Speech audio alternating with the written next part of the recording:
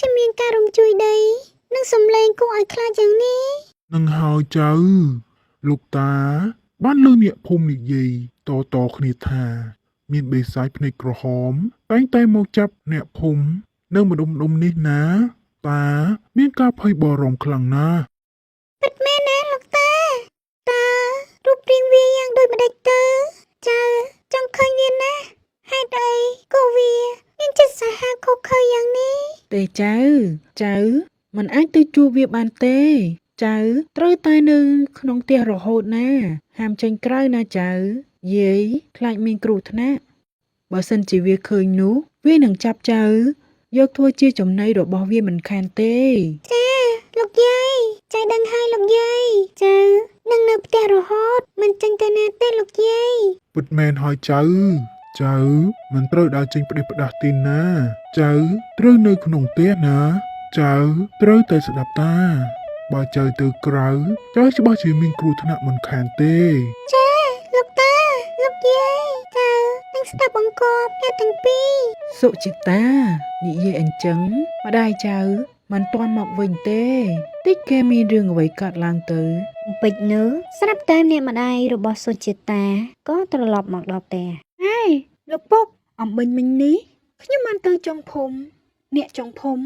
ខ្លាចរអាគ្រប់គ្នាអ្នកម៉ែលោកពុកគឺមានបិសាចភ្នែកក្រហមគេតែងតែមកចាប់អ្នកភូមិរឿងនេះខ្ញុំឮដោយផ្ទាល់ត្រចៀកណាអ្នកម៉ែលោកពុក แมนหอยลูกปกก็บ้านลือดมนังนี้คลาได้ปีชั่วโมงได้รกซีจมวยหนองปกนะเกนี่ยัยต่อគ្នាประมาณថ្ងៃហើយប៉ុន្តែរឿងនេះពុកមិនតន់ច្បាស់នោះទេបើសិនជាកូនបានឃើញនឹងស្ដាប់ពីអ្នកភូមិផ្ទាល់ហើយពុកបាច់ជាជឿរឿងនេះ100%ហើយណាកូន ពិតជាខ្លាចខ្លាំងណាស់វាយើងទាំងអស់គ្នាត្រូវតែមានការប្រុងប្រយ័ត្នណាយើងមិនត្រូវដើរលេបផ្ដេសផ្ដាស់នោះទេបើសិនជាមិនមានរឿងអីដែលចាំបាច់ លោកតាលោកយាយអ្នកម៉ែរឿងនេះពិតមែនឬទេមកគេយ៉ាងម៉េចទៅណោះហេតុអ្វីគេចិត្តអាក្រក់គេសាហាវខ្លាំងយ៉ាងនេះ កូនកុំតន់ចង់ដឹងអីណារឿងនេះយើងត្រូវតែប្រុងប្រយ័ត្នមិនអាចវាយប្រហែសបាននោះទេ ចាអ្នកម៉ែក្រឡេកមកមើលក្មេងតូចរបស់យើងវិញគេមួម៉ៅជាខ្លាំងគេខឹងសម្បាជាមួយនឹងបិសាចភ្នែកក្រហមបិសាចភ្នែកក្រហមដើរដោយសន្ធឹកជើងលឺនិងសំឡេងខ្លាំងធ្វើឲ្យគេដេកមិនលក់បក់មិនលហើយអាបិសាចភ្នែកក្រហមឯងហ៊ានណាហ៊ានចូលមករំខានក្តីសុខរបស់អ្នកភូមិផងឯងហ៊ានណាហ៊ានសម្លាប់មនុស្សជារៀងរាល់ថ្ងៃម្ដងនេះយើងមិនលើកលែងឲ្យឯងនោះទេអាបិសាចចិត្តអាក្រក់មុខអាក្រក់ហើយចិត្តអាក្រក់ទៀតចាំមើលតែយើងជួបឯងច្បាស់ជាត្រូវរបស់យើងមិនខាននោះទេរំពេចនោះស្រាប់តែវិជ្ជការក៏ដើរចូលទៅគេឆ្ងល់ខ្លាំងហេតុអ្វីបានជាឮសំឡេងក្មេងស្រីនៅក្នុងផ្ទះគេតិចគេឃើញខ្ញុំទៅនៅមិនបានទេតែគេឃើញនោះច្បាស់ជាវីវហើយតាមពិតទៅវិជ្ជការមិនអាចមើលឃើញនោះទេហើយគេក៏មិនដឹងដែរថាផ្ទះគេមានជំនាញផ្ទះក្មេងស្រី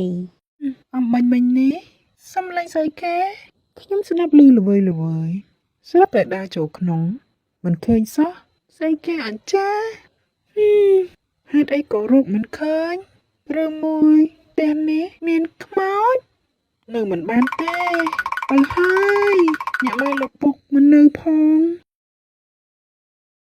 ក្រឡេកមកមើលម្ដាយឪពុករបស់វិជ្ជការវិញគាត់ធ្វើស្រែចម្ការនិងដាំបន្លែ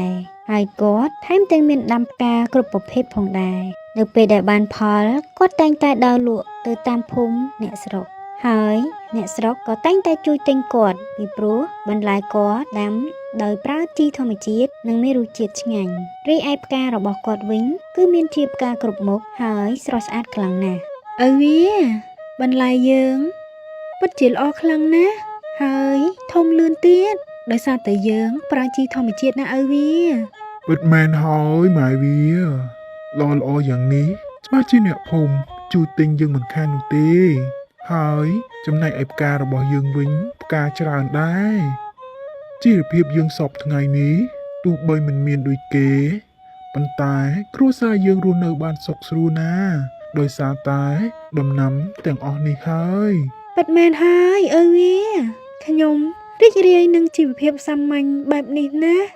មិនដែលតូចចិត្តនឹងខ្លួនឯងនោះទេជីវភាពយើងសពថ្ងៃនេះសមរម្យមិនខ្វះមុខខ្វះក្រោយឡើយ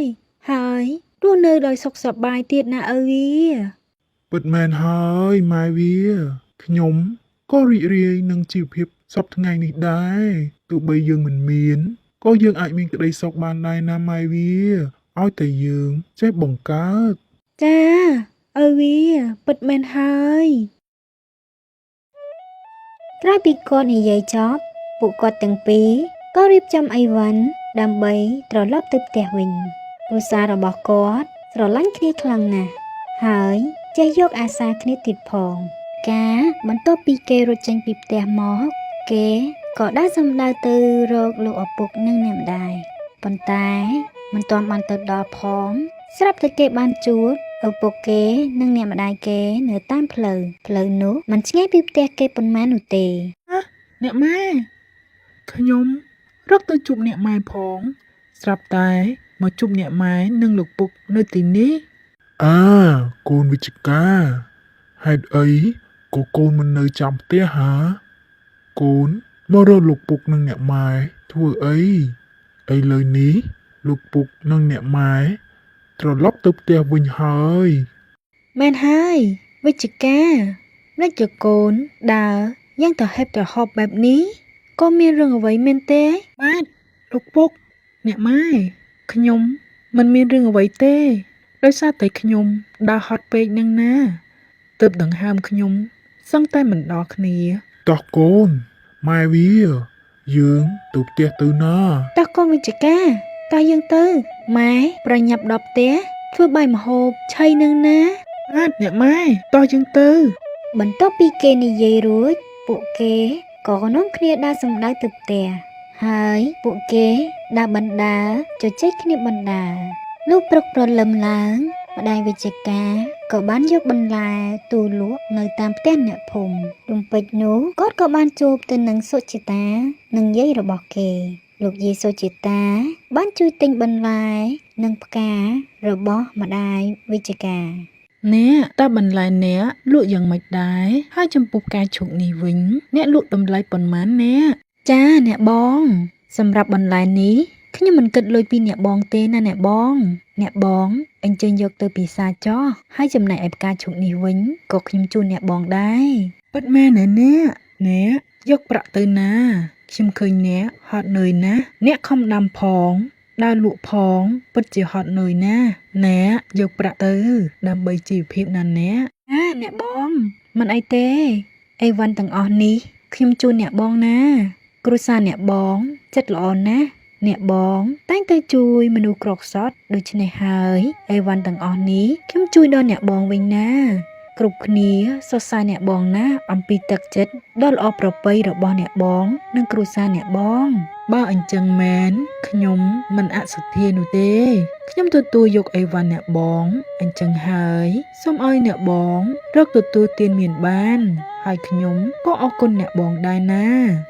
កូនអ្នកពិតជាស្អាតខ្លាំងណាស់តើគេអាយុប៉ុន្មានហើយអ្នក ចាអ្នកបងកូនប្រុសរបស់ខ្ញុំអាយុគេទើបតែ6ឆ្នាំទេអ្នកបង អញ្ចឹងខ្ញុំសូមលាអ្នកអូនហើយអ្នកអូនទៅលក់ទៀតចុះណា ចាអ្នកបងខ្ញុំអរគុណច្រើនហើយអ្នកបងបន្ទាប់ពីនិយាយរួចសុចិតានិងលោកយាយក៏បានដើរត្រឡប់ទៅផ្ទះវិញចំណែកឯវិជ្ជការនិងម្ដាយរបស់គេក៏ដើរលក់បន្លែនិងផ្កាបន្តទៀត